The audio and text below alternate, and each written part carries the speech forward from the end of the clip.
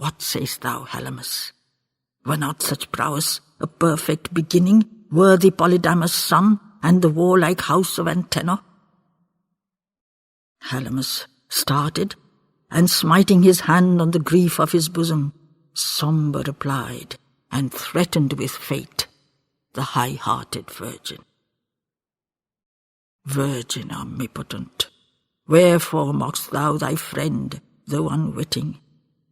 Nay, for the world will know at the end, and my death cannot hide it.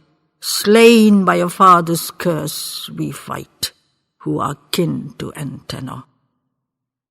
Take not the boy in thy car, lest the Furies, Penthesilea, aim through the shield and the shielder to wreak the curse of the grandsire. They will not turn, nor repent for thy strength, nor his delicate beauty. Swiftly to Helymus answered the high-crested might of the Virgin.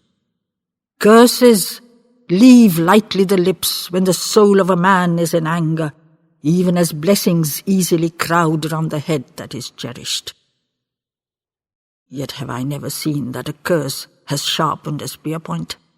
Never death drew back from the doomed by the power of a blessing. Valor and skill and chance are fate, and the gods, and the Furies. Give me the boy. A hero shall come back, formed from the onset. Do as thou wilt, replied Helymus. Fate shall guard, or shall end him. Then, to the boy, delighted and smiling-eyed and exultant, cried with her voice like the call of heaven's bugles, Penthesilea, Go, find the spear, gird the sword, don the cuirass, child of the mighty, armed when thou standst on the plain of the Xanthus, field of thy fathers. See that thou fight on this day like the comrade of Penthesilea. Bud of a hero, gaze, unalarmed, in the eyes of Achilles. Light as a hound released, he ran to the hall of the armour. Where were the shields of the mighty, the arms of the mansion of Teucer?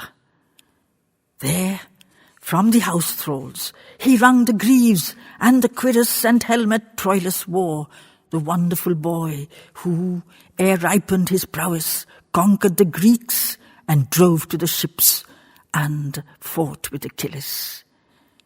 These on his boyish limbs he donned, and ran back exulting, bearing spears and a sword, and rejoiced in the clank on his armour.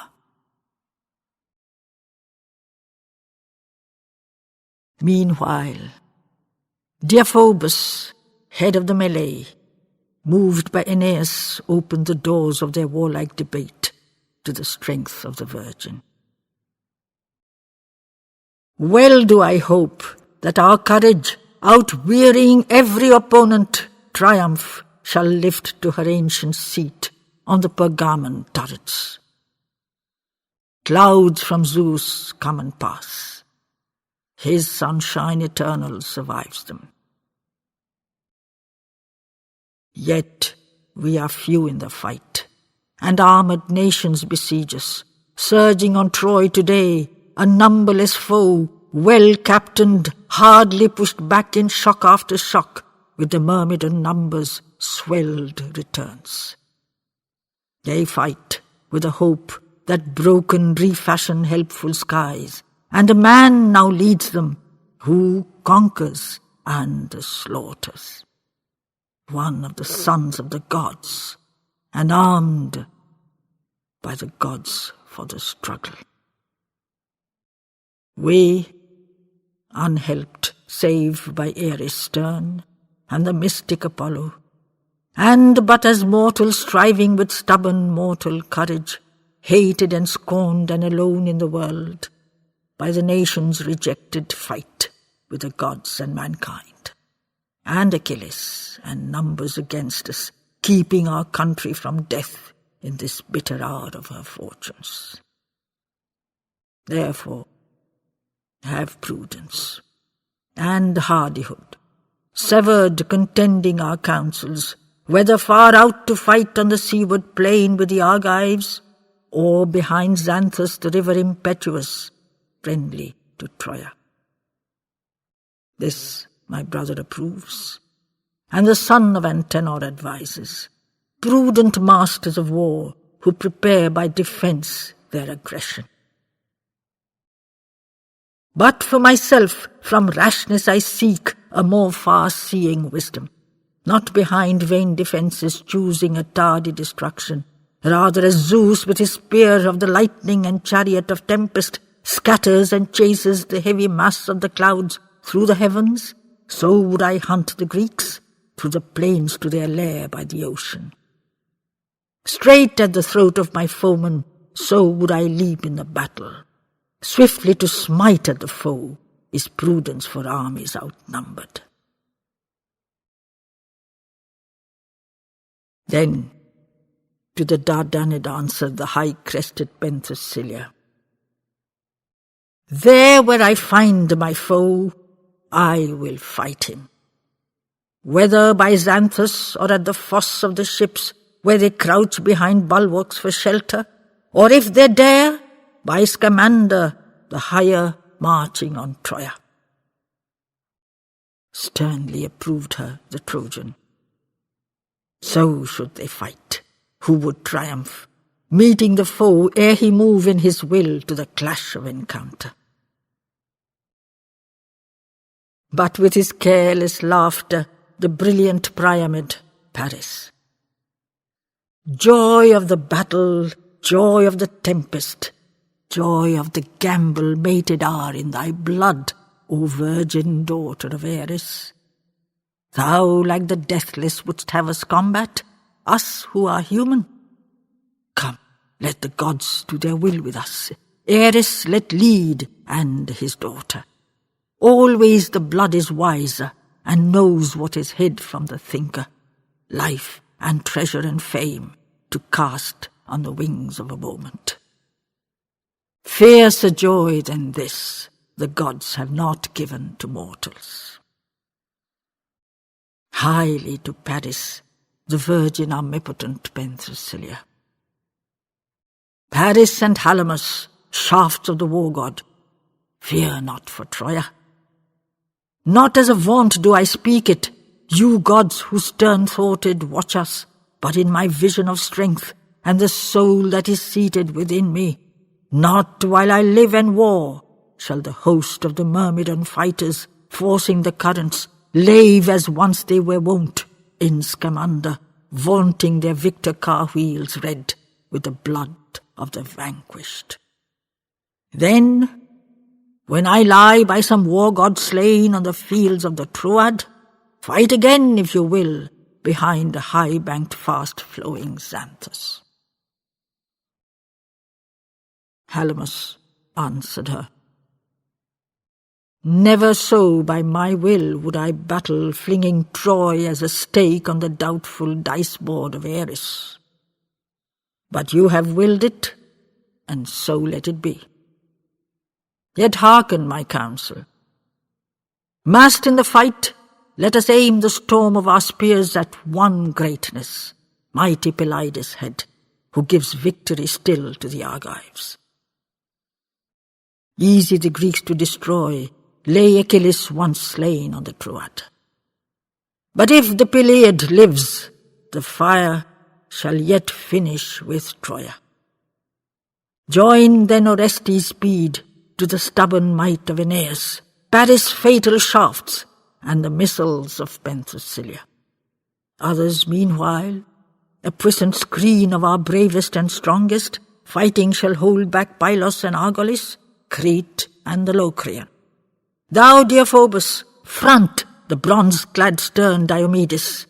I, with Polydamas' spear, will dare to restrain undiscouraged Ajax' feet, though they yearn for pursuit and are hungry for swiftness.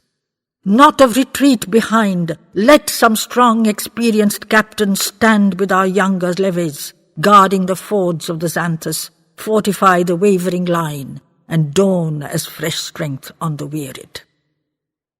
Then, if the fierce gods prevail, we shall perish, not driven like cattle over the plains, but draw back sternly and slowly to Troia.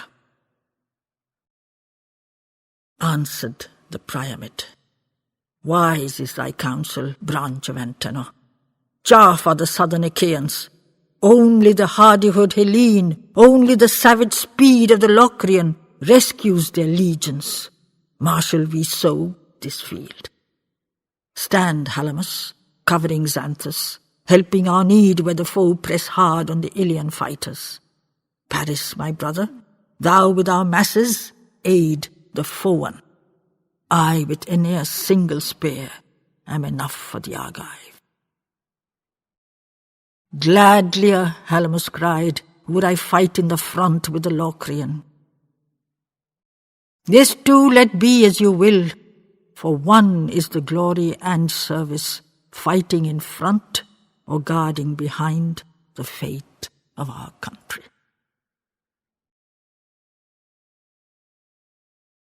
So in their thoughts they ordered battle. Meanwhile Eurus, gleaming, returned, and the room grew glad with the light of his armour. Glad were its conscious walls of that vision of boyhood and valour. Gods of the household sighed and smiled at his courage and beauty, they who had seen so many pass over their floors and return not, hasting to battle. The fair and the mighty, the curled and the grizzled, all of them treading one path, like the conscious masks of one pageant, winding past through the glare of a light to the shadows beyond them. But on her captains proudly smiling, Penthesilea seized him and cried aloud, her wild and warlike nature moved by the mother's heart that the woman loses not ever. Who then shall fear for the fate of Troy, when such are her children? Verily, Eurus, yearning has seized me to meet thee in battle, rather than Locrian Ajax, rather than Phthian Achilles. There, acquiring a deathless fame, I would make thee my captive, greedy and glad, who feel as a lioness eyeing her booty. Nay, I can never leave thee behind, my delicate Trojan. But when this war ends, will bear thee away to the hills of my country, and as a robber might, with my captive glad and unwilling, bring thee a perfect gift to my sisters Dytis and Anna.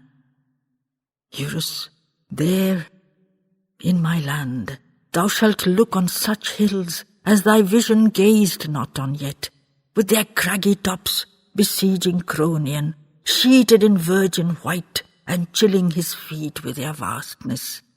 Thou shalt rejoice in our wooded peaks, and our fruit-bearing valleys, lakes of Elysium, dreaming and wide, and rivers of wonder.